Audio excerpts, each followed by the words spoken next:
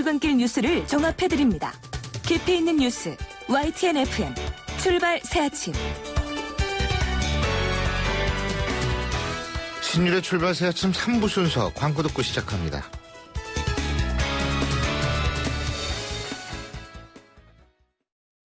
크리네어 테크. 크리네어 테크 집중기 주물 작업 연마 작업 페인트 작업 분진가스 냄새 연기 작업장 분진 이 세상에 못 없애는 분진이 어딨어. 크리네어 테크 집중기가 다 잡아줍니다. 예! 크리네어 테크. 크리네어 테크 집중기. 아유, 세 단계 종이 또 걸렸어? 정말 제보나 하려다가 미치겠네. 내가 진작 현대오피스로 바꾸라니까. 오늘 다 날 셀 거야. 이제 스트레스 받지 마세요. 사무기기 전문기업 현대오피스가 책임지겠습니다. 사무기기의 올바른 기준. 현대오피스.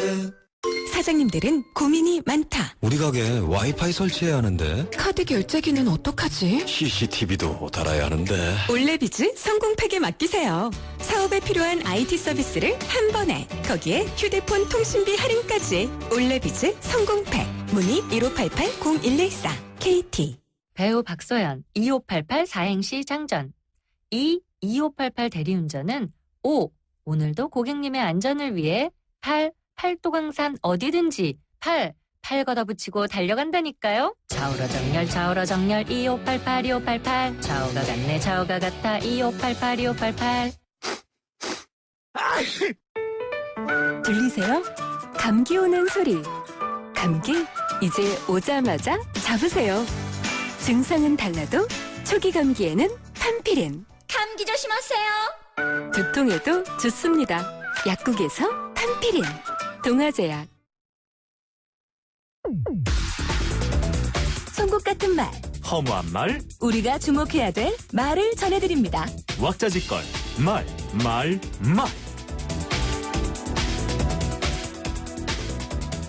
보이지 않는 손이 움직이기 시작했다.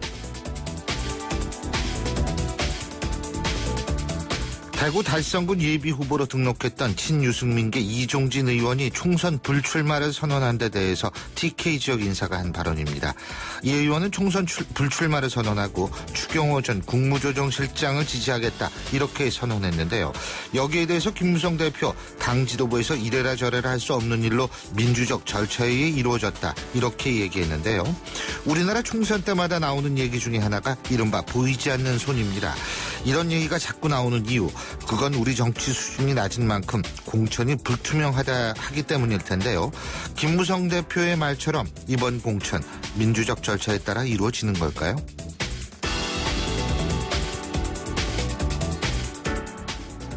전두환 정권의 국보위에 참여했던 인사로서 다른 대통령에 대한 평가도 해주길 요청한다.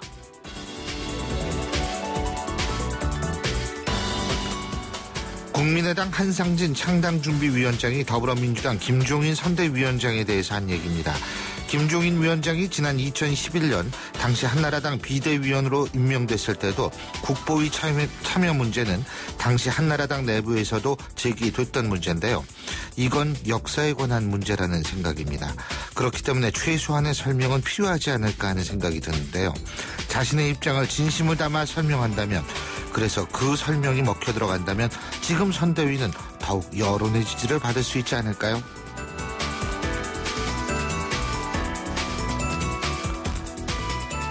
어른이지만 꼰대 같지 않았던 분, 좋은 선생님이셨지만 좋은 것과 이별했다는 생각도 든다.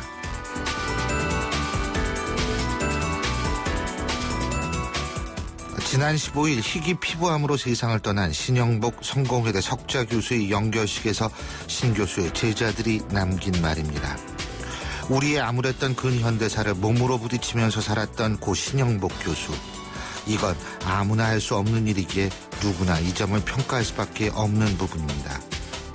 그가 몸으로 맞설 수밖에 없었던 세상은 더 이상 존재하지 않지만 그가 맞섰던 기억은 아직도 우리 뇌리에 존재합니다.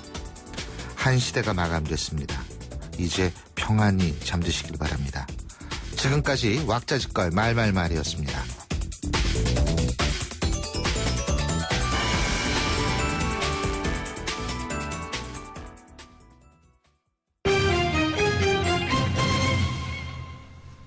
경제 뉴스 알아보죠.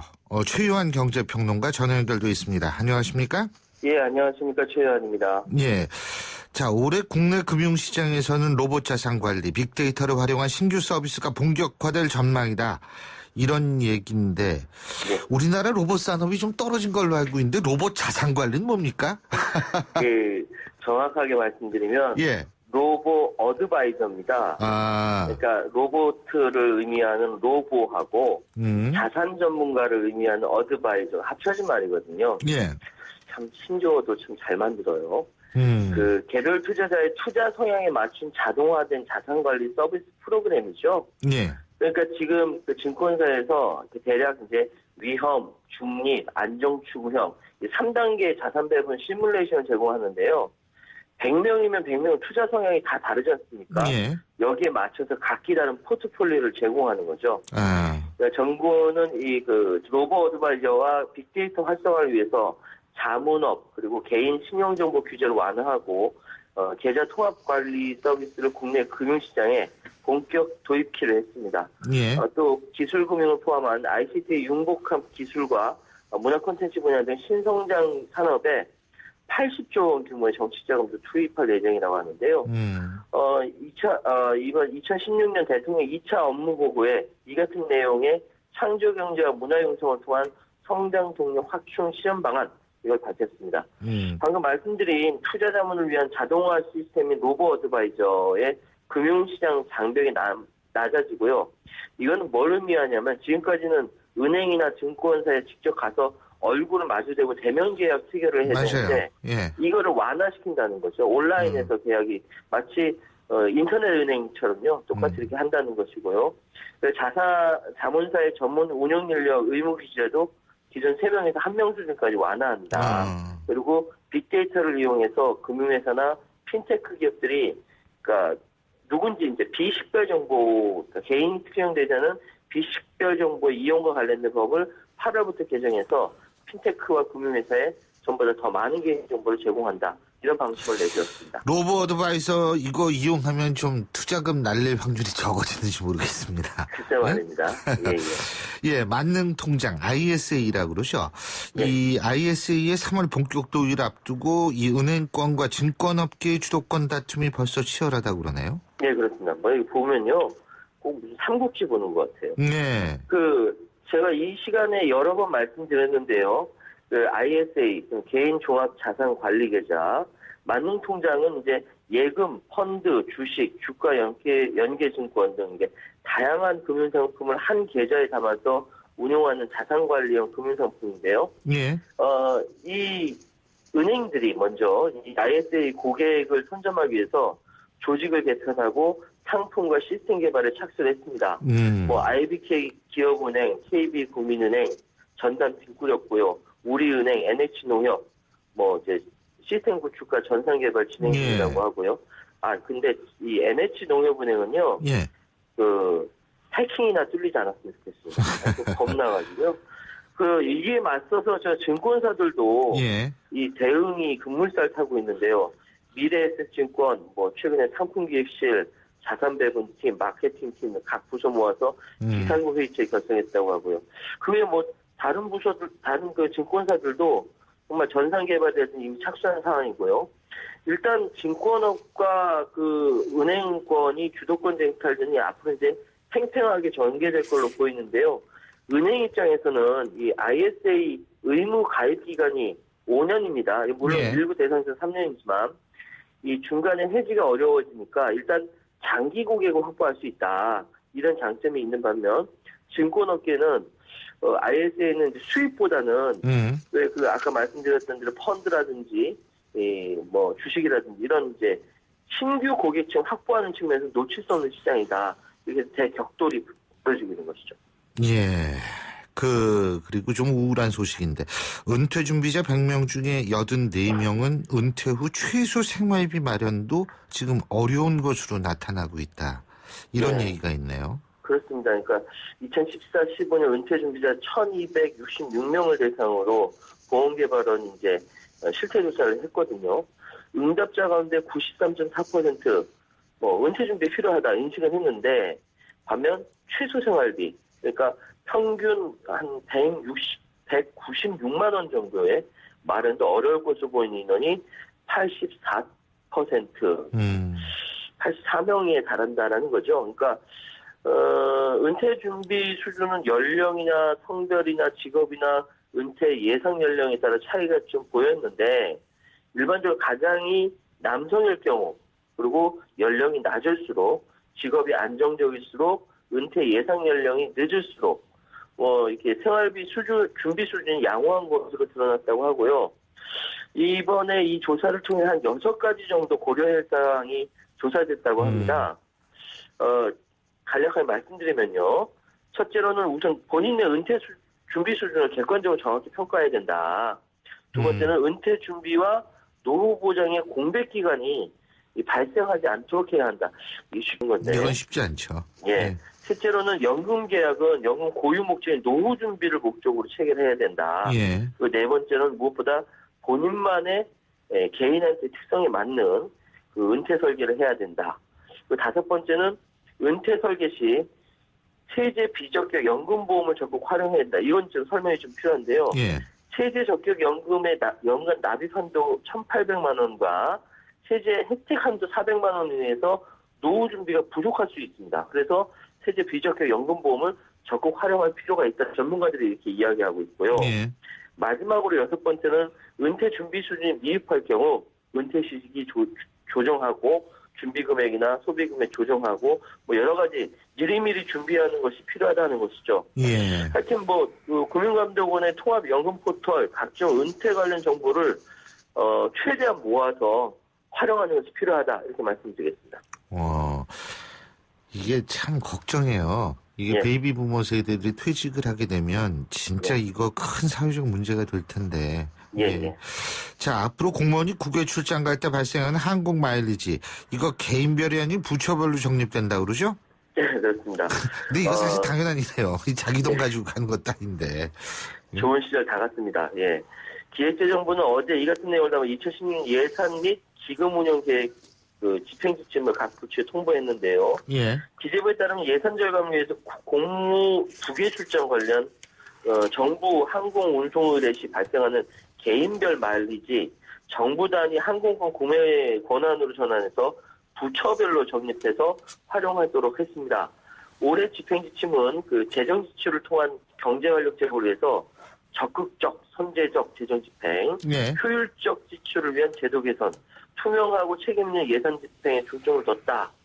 예전에도 이런 얘기 나왔던 것 같은데.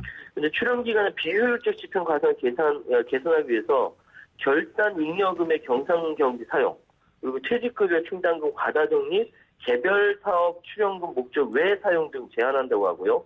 예산 집행의 그 투명성, 그리고 책임성 강화해서 보조금 사업 부정수급자에 대해서는 원스트라이크 아웃 등 불이익 부과하는 법률 개정에 따라 부정수급에 대한 사후 제재 강화한다고 합니다.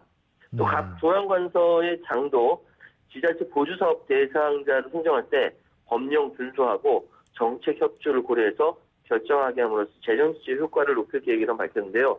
이거 당연한 얘기인데 또다시 강조하네요. 예. 오늘 말씀 여기까지 듣겠습니다. 고맙습니다.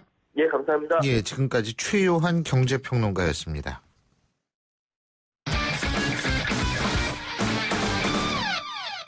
이번에 스포츠 소식 알아보죠. 최동원 스포츠 평론가 연결합니다. 안녕하십니까? 예, 안녕하세요. 기성용 선수가 뛰는 스완지 시티 말이에요. 예. 요새 좀 부진하더니 감독 바뀌었네요. 그죠? 예, 그렇습니다. 예. 감독이 교체가 됐고요. 그리고 오늘 새벽에 경기가 있었습니다. 예. 이 왓포드전이었었거든요. 기성용 선수가 선발로 출전해서 이 결승골을 어시스트하는 이런 활약을 선보였습니다. 전반 27분에 크로스를 올려가지고 애슐리 윌리엄스 선수의 결승골을 이끌어냈고요. 이 스완지 시티가 1대0으로 승리했습니다. 이 프리미어리그의 이 팀수가 모두 20개거든요. 한 시즌 경기 리그를 운영해서 매 시즌마다 이제 최하위 세 팀이 2부 리그로 강등이 됩니다. 예. 어제 경기 전까지 스완지 시티가 18위였다가 오늘 승리해서 17위로 올라왔기 때문에 한숨을 좀 돌리게 됐고요. 이렇게 2부 리그 강등권에 있는 이 위기, 성적 부진이 계속되다 보니까 스완지 시티가 결국 이 게리 몽크 감독을 해임했고요. 올해 61살입니다. 이제 베테랑이죠. 이 프란체스코 기돌린 감독을 새 감독으로 선임했습니다. 자, 그리고 어제 예. 테니스 좋아하시는 분들 굉장히 여기에 흥분하시던데, 이 예. 정현 선수하고 세계 랭킹 1위죠. 예. 조코비치. 이 둘이 이제 맞대결을 벌였는데, 물론 조코비치의 완승으로 끝났어요. 예. 어제 최고의 관심을 모았던 경기였었거든요. 세계 랭킹 51위, 우리나라의 떠오르는 별 정현 선수하고 세계 랭킹 1위, 조코비치의 맞대결, 조코비치의 완승으로 끝났습니다. 세트 스코어 3대 0으로 조코비치가 승리를 거뒀는데, 정현 선수 최선을 다했지만, 이 노련한 경기 운영을 넘기에는 좀 역부족했었고요. 2세트에서 내리 4게임을 내주면서 사실상 이제 승부가 갈렸습니다. 정현 선수 마지막까지 조코비치의 약점을 파고들면서 최선을 다하는 플레이를 보여줬고요. 1회전에서 한 경기하고 탈락했는데 그래도 상금 3만 호주 달러, 우리 돈으로 2,500만 원을 받았습니다. 예, 물론 졌지만, 예, 뭐 아직 성장하는 선수고, 그러니까 이렇게 세계 랭킹 1위하고 한번 시합한다는 거 말이에요. 예. 이거 좋은 경험 되는 거 아니겠습니까? 예, 그렇겠죠. 이 정현 선수가 올해 20살이거든요. 예. 그러니까 앞으로가 더 기대가 되는 선수입니다. 예, 뭐 어제 이 자신의 우상이었던 조코비치 선수와의 경기를 앞두고서 긴장이 돼가지고 이 경기가 있는 날인데도 아침을 못 먹었다고 얘기할 정도로 정현 선수 좀 긴장되기도 했었었고요. 예. 이 패배를 떠나가지고 정현 선수 스스로가 말했듯이 좋은 경험이 됐으리라고 봅니다. 물론 이제 경험을 통해서 배운다는 것도 사실은 이 배우겠다는 사람의 자세가 돼 있어야지 이제 뭔가 좀 깨우침이 있는 건데, 정현 선수의 뭐 이런 자세라면은 실제 어제 경기 패배가 좀 보약이 되지 않았을까 이런 생각이 들기도 합니다.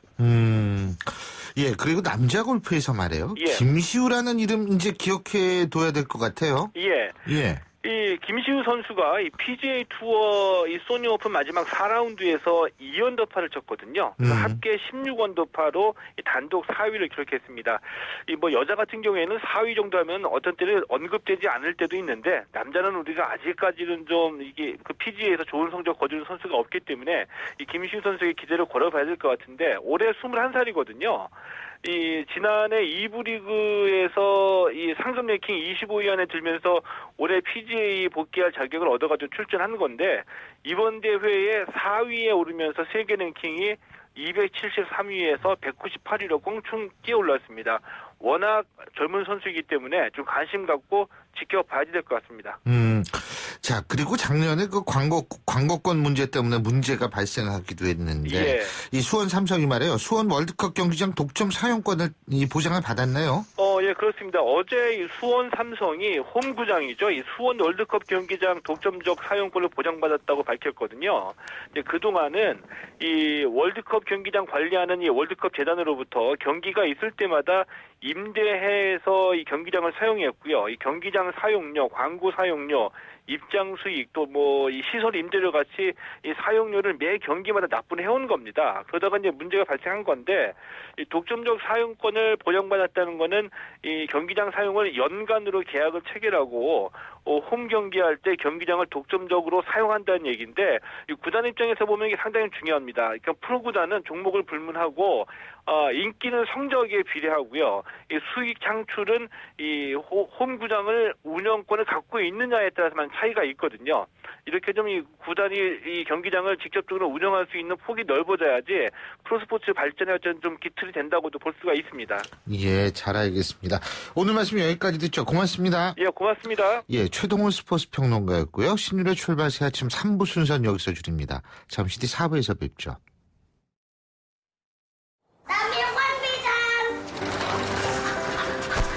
학교를 향해 누아는 페달을 밟는다. 가난이 따라오지 못할 만큼 힘차게.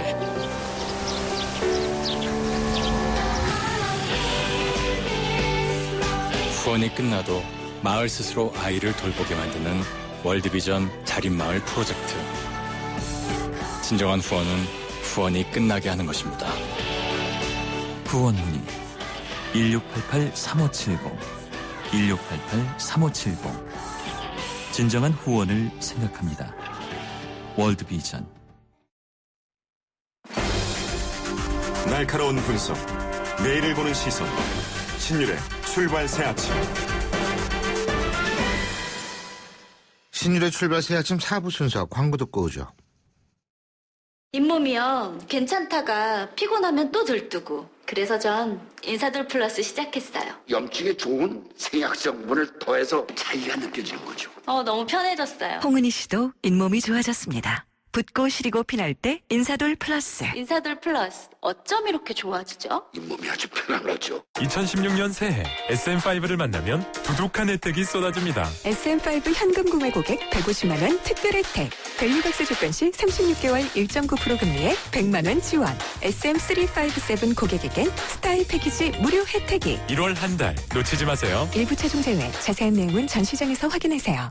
자연이 선물한 갈색 솔잎에 옛 어머니의 지혜가 더해지면 들리세요? 잠든 생기를 깨우는 갈색 솔잎의 놀라운 능력. 매일 생기로워져요. 첫 피부처럼. 한율 윤려원액. 아이파크는 조경 따라 흐르는 아파트를 디자인했습니다. 1802세대 대단지에 세계적인 조경 디자이너 로드베이크 발리용의 아름다운 단지 조경과 커뮤니티까지 새로운 일산을 디자인하다. 일산 센트럴 아이파크 031-969-9998 현대산업개발.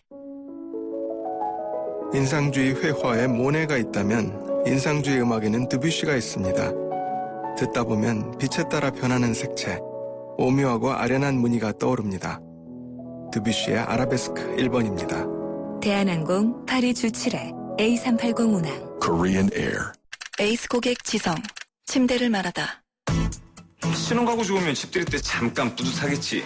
근데 침대 좋아봐. 아침마다 몸이 뿌듯할걸? 잡았으면 알 텐데. 침대는 가구가 아니다. 침대는 에이스다. 에이스 침대. 상큼발랄 대학생도, 개성만점 전문가도, 능력답제 직장인도 하이마트 PC대전에서 자신만의 PC를 찾아보세요. 1월 15일부터 2월 25일까지 자세한 행사 내용은 매장에 문의하세요. 수지처럼 스마트한 선택. 하이마트. 저예요. 대성 보일러 모델 김성령. 가스비 대성 S라인 보일러라면 어렵지 않아요. 스마트폰에 손가락만 까딱하면 가스비 걱정 안녕. 대성 S라인 콘덴싱 기술과 IoT 기술이 만나 가스비 초간단 절약. 대성 S라인 IoT 보일러. 기분이 깨끗할 수 평창수. 맑고 깨끗. 마음이 촉촉할 수 평창수. 촉촉 좋아. 생기가 발랄할 수 평창수. 생기 팡팡. 연아와 함께 마셔요. 나에게 좋을 수 강원 평창수. 삼성역에 짓는 현대가의 또 하나의 역작, 현대선 앤빌 더 트리니티. 지금까지의 오피스텔과는 수백 차원이 다르다. 3호선 삼성역 29층 랜드마크 풀옵션 북한산 조망. 슈퍼스펙을 소유하라. 삼성역 현대선 앤빌 더 트리니티. 문의 1877-8838 현대 BSNC. 2016년형 볼보엔 없다. 5년간 부담이 없다. 부담이 없다고? 없다. 5년 10만 킬로미터, 보증기간 연장은 물론 소모성 부품까지 서비스해주니까. 와우, 시작부터 새로운데? 볼보에게 이 정도는 새로움도 아니다. 2016년형 전차종 대상, 전 시장에 문의하세요. Volvo. 야, 남자가 할 일이 얼마나 많은 줄 알아? 경기 봐야 돼, 게임도 해야 돼, 가끔 한눈도 팔고 차도 돌봐야지. 피부관리보다 하고 싶은 게 많은 남자들을 위하여 우르오스 올인원 모이스처라이저. 단 한 번으로 하루 종일 파워보스. 이것이 남자의 올인원. 남잘 아니까 우르오스.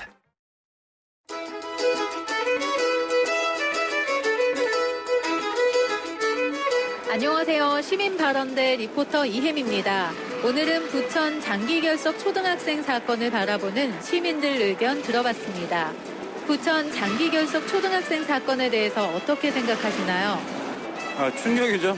아무리 그래도 천륜을 어겼다는 것 자체도 그렇고 어린 아이를 또 그렇게 학대하고 또 살해하고 방치했다는 것도 그렇고 무섭죠. 저도 이제 결혼했는데 곧 아이가 생기고 할 건데 다시 한번 저도 마음을 다시 한번 다잡게 되고 항상 이럴 때만 그러지 말고 평소에도 좀 원래 해야 될 걸 좀 잘 했으면 자식 키우는 부모로서 부모가 저렇게 할 수가 있나 하고 세상이 참 너무 살아가는데 얼마나 그랬으면 저렇게 사람들이 상상도 못할 일 아니에요? 부모가 자식을 그랬다는 게 믿어지질 않더라고요. 그리고 학교에서도 그렇게 애가 안 나오면은 좀 관심을 가져야 되는 거 아니에요? 그리고 다른 데로 뭐 전학을 갔다면 그게 기록이 남지 않아요? 아무리 세상이 갑박한 세상이라도 선생님들이 신경 좀 써갖고 애들을 좀 그랬으면 그런 끔찍한 일은 없었지 않을까 생각하더라고요. 그래서 부모로서 자식 키우는 부모로서 그런 일이 없었으면 좋겠어요. 너무 마음이 아프더라고요. 마음이 안 좋았죠. 무섭죠. 일어나서는 안 될 일이죠. 이상한 사람들을 갖고 말이 안 되는 행동인 것 같아요. 약간 그 부모가 약간 정신세계가 이상한 것 같아요. 좀 그런 것 좀 더 나라에서 좀 많이 좀 지원해 줬으면 좋겠습니다.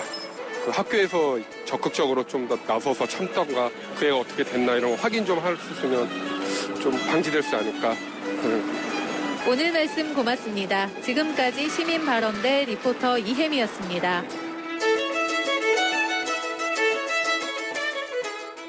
앞서도 말씀을 쭉 들으셨겠습니다만 이 입에 담기도 끔찍한 사건이 부천에서 발생을 했죠. 이걸 뭐 큰 충격이다라고 표현하기 힘들 정도의 엄청난 그 충격을 받고 있는데요. 이번 사건을 계기로 아동학대를 근본적으로 막기 위해서 강력한 법적 장치가 필요하다. 이런 얘기들이 많이 나오고 있습니다. 정치권에서도 다양한 방지 대책을 담은 법안이 쏟아지고 있고 벌써 국회에 70여 개나 발의가 돼 있다는 이 아동학대 관련 법안. 이게 근데 아직 처리가 안 돼 있거든요. 이 시급한 처리도 좀 필요할 거란 생각이 듭니다. 관련 법안을 발의한 새누리당 이노근 의원 연결합니다. 안녕하십니까? 네, 안녕하십니까. 이노근 의원입니다. 예. 너무 끔찍해요. 네네. 이거, 지금, 이 아동학대 관련 법안이 70여 개나 된다고 그러죠? 지금 네네. 현재. 네. 국회에 계류 중인 거죠. 그죠? 여러 가지 이제 법령이 계류 중입니다만, 이게 발의, 이제 무슨 문제가 일어나면, 이 행정부나 입법부 국회의원들이 이게 아주 부산을 떨면서 법안을 발의하거든요. 예. 근데 이것이 여러 가지 여야 간의 정쟁에 의해서 자꾸 후순위로 밀리고 예. 또 아예 뭐 다른 법안하고 딜을 하기 때문에 이런 것 자체가 중요성에서 밀리게 됩니다. 그래서 참으로 저도 국회의원으로서 참으로 국민한테 죄송스러운 생각이 듭니다만 예. 이런 것은 국민이 나서 국회의원을 정말로 심판해야 됩니다. 예. 네. 국회의원께서 국회의원을 심판을 하셔야 된다 그러니까 제가 갑자기 좀 정신이 번쩍 드는데. 우리 이노근 의원께서도 관련 법안 발의하셨죠? 네네네. 어떤 법 발의하셨습니까? 제가 발의한 법안은 이제 초등 교육법입니다. 초등학교, 중학교, 이제 고등학교인데, 이 경우에 아시다시피 우리는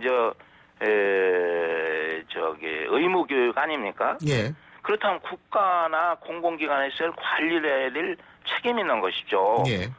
그런데 초등중 교육법에 보면 여러 가지 입법 미비라든지 또는 이 현실에 맞지 않은 조항들이 꽤 있습니다.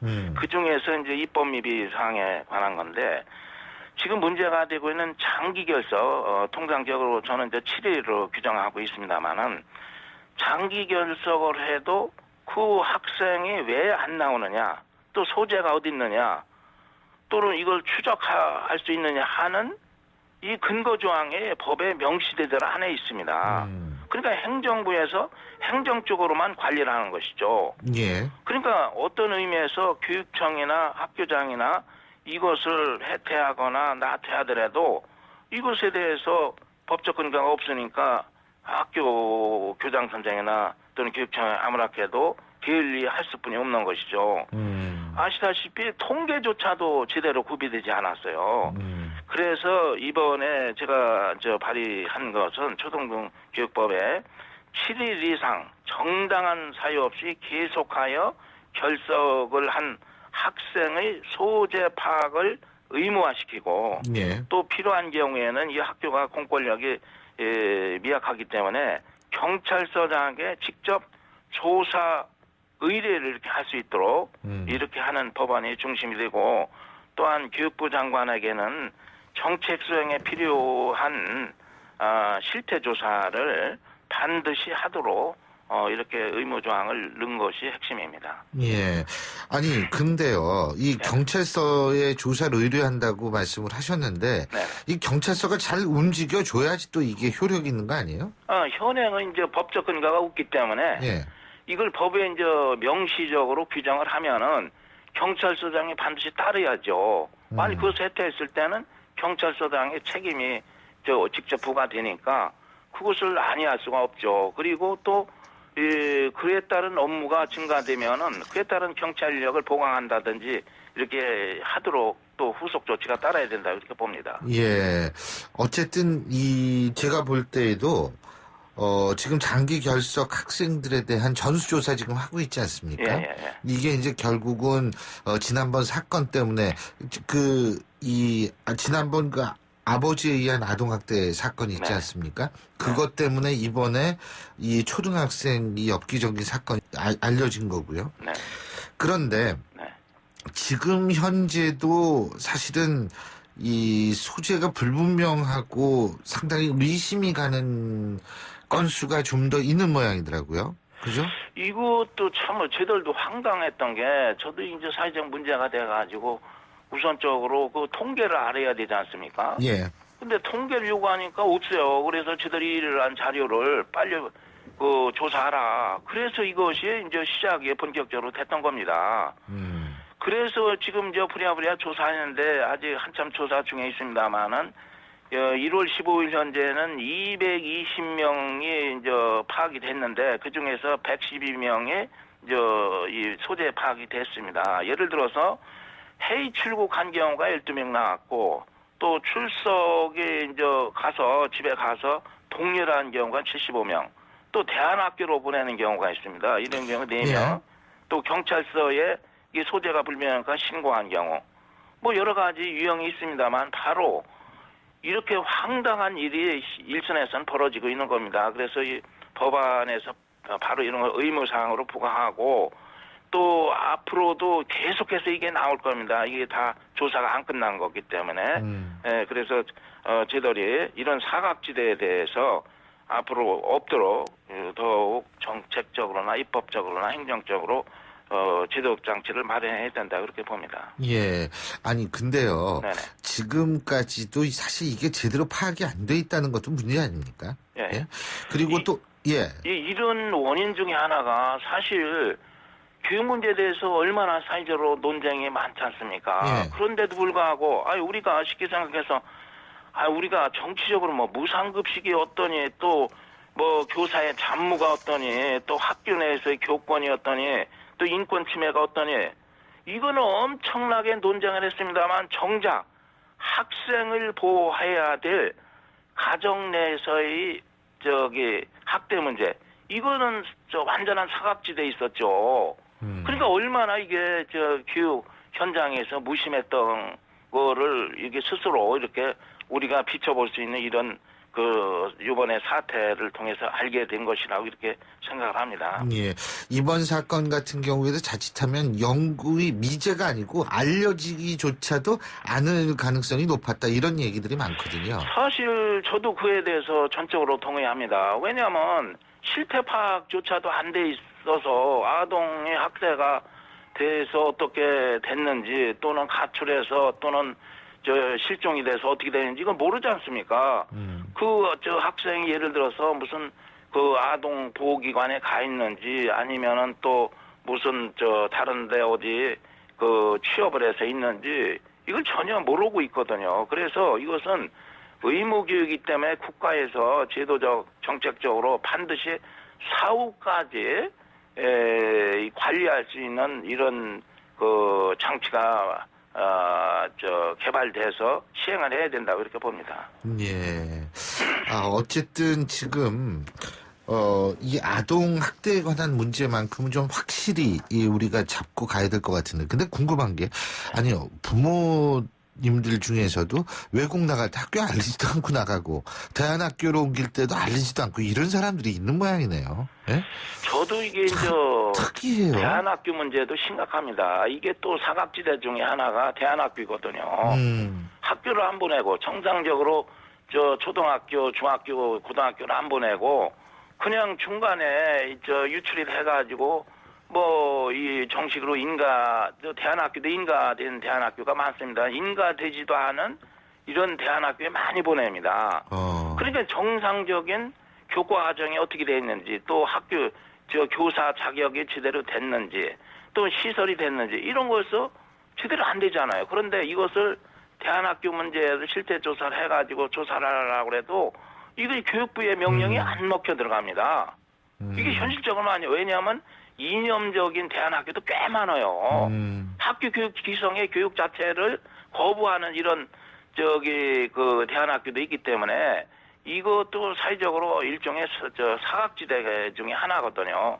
그러다 보니까 군대 문제도 복잡해지고 상당히 이런 우리 사회에 어두운 면이 있다고 보고 이번 기회에 이런 것도 해결해야 된다고 봅니다. 예, 알겠습니다. 자, 총선 얘기도 잠깐 해볼까요? 지금 노원이시죠? 이노근 의원께서는 거기도 험지예요? 이 서울의 경우에는 대체로 강남권 빼놓고는 대부분이 험지입니다만 그 중에서도 가장 어려운 지역 중에 하나가 서울의 동부권입니다.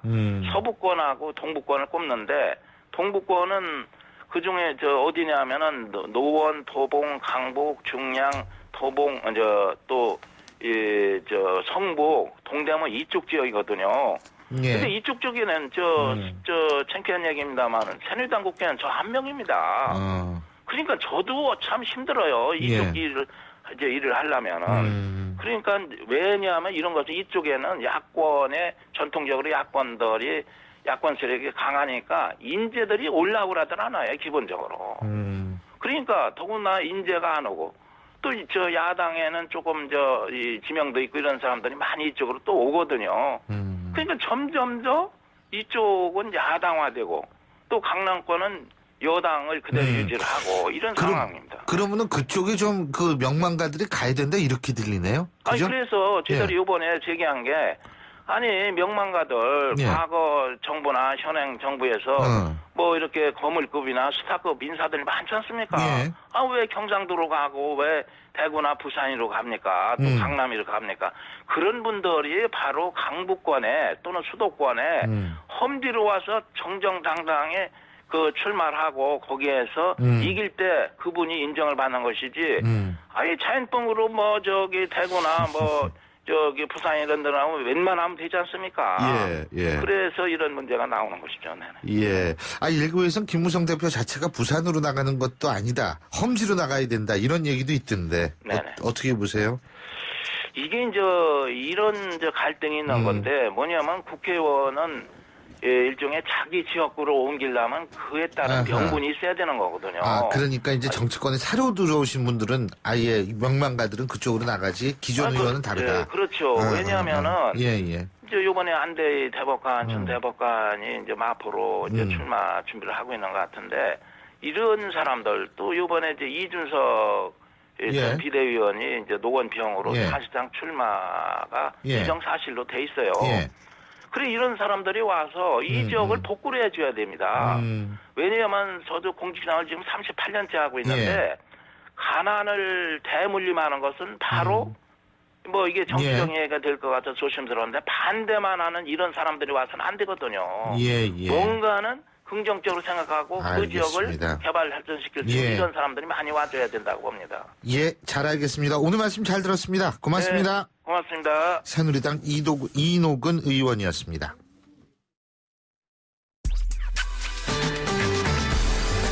여러분은 지금 FM 94.5MHz로 방송되고 있는 신율의 출발 새 아침을 듣고 계십니다.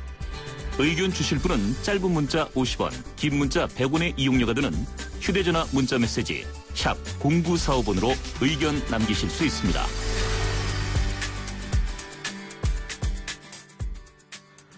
지역주의 선거하고 이 정치가 과거에 비해서 약화되긴 하지만 그래도 여전한데요. 그 중심엔 호남과 TK, 대구, 경북이 있죠.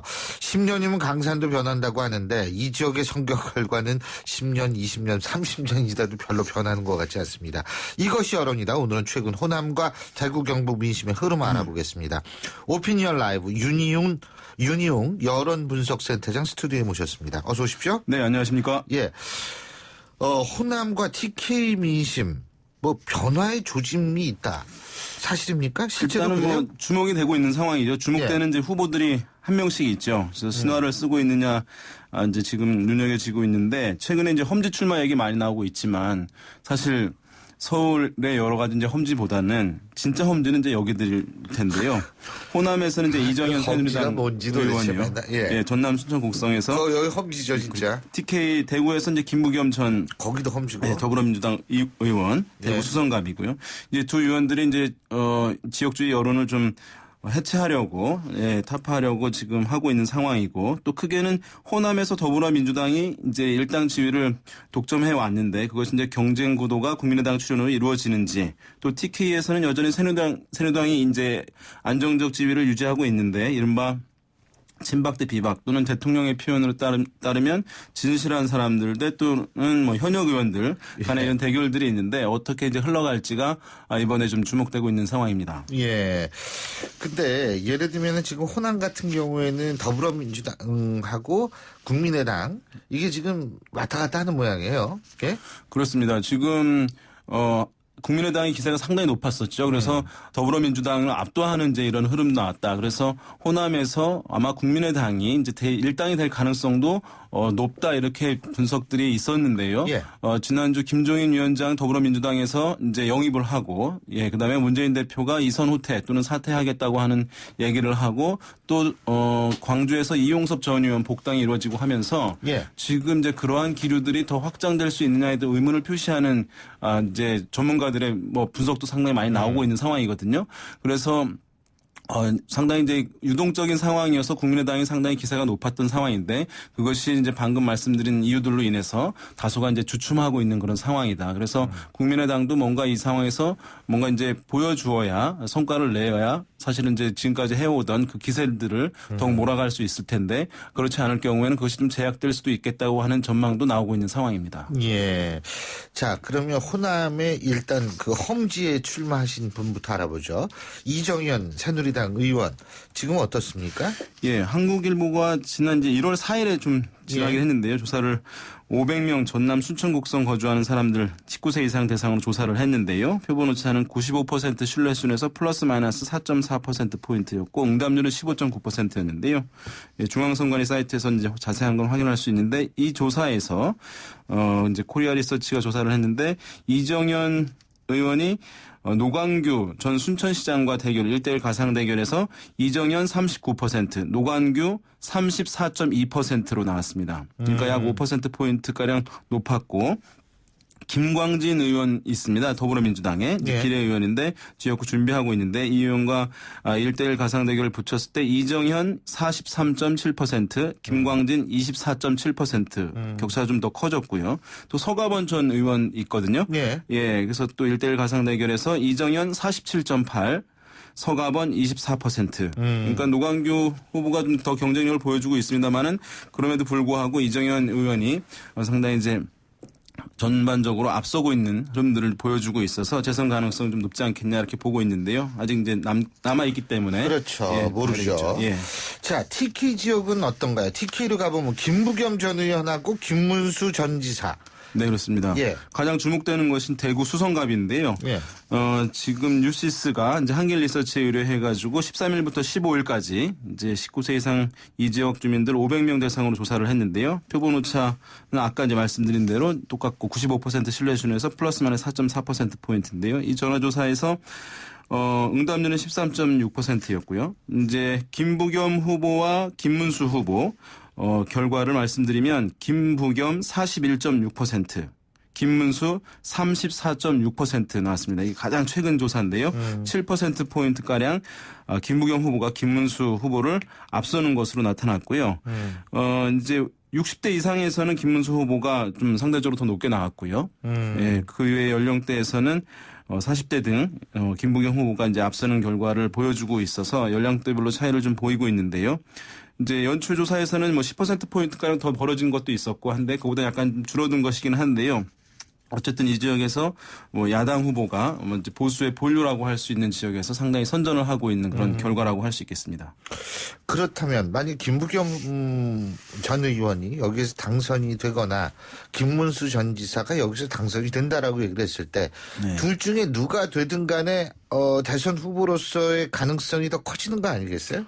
그렇죠. 일단은 이 지역이 계속해서 선거 기간 동안 주목을 받을 겁니다. 그러니까 언론을 통해서 계속 조명을 받으면 유권자들이 좀 더 그 후보들에 대한 인물들에 대한 이제 인지를 높이게 되는 것이고 관심도 크게 가질 수밖에 없는 것이니까 그러면 그다음에 어쨌든 치열한 대결이 될 것이기 때문에 승리하게 되면 이제 대권 주자로서 한 발 더 이제 다가갈 수 있을 텐데 김문수 지사는 원래 이제 대권 주자였고요. 이제 여권에서 어쨌든 그 지역 기반을 갖게 된다는 의미가 있겠죠. 김문수 지사가 당선될 경우에는.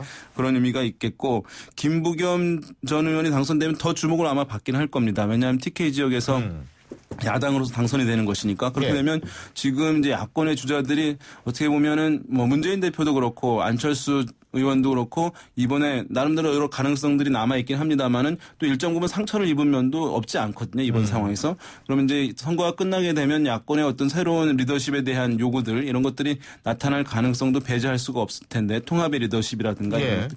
그런 면에서 봤을 때는 뭐 김부겸 전 의원이 당선이 될 경우에는 상당히 주목받을 가능성도 있다. 그래서 야권에서는 김부겸 전 의원을 주목해 봐야 된다. 뭐 이런 얘기들도 많이 있는 상황이죠. 예. 그리고 또 하나 주목해야 될 게 이 진실한 사람들 문제인데요.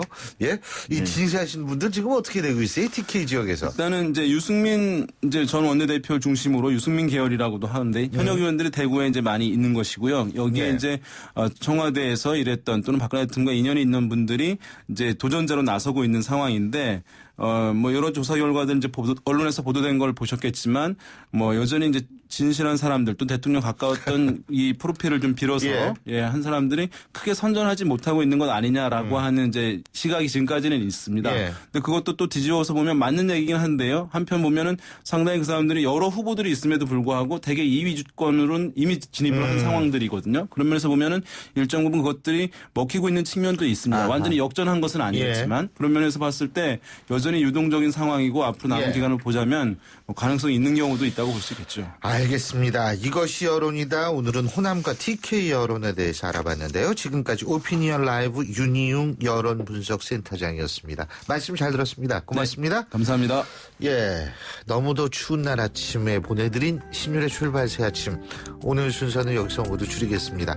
오늘 굉장히 추울 겁니다. 내일도 춥다고 얘기를 하는데요. 그럼에도 불구하고 마음만은 따뜻한 하루 보내시기 바라겠습니다. 전 내일 아침 7시 15분에 다시 오죠. 고맙습니다.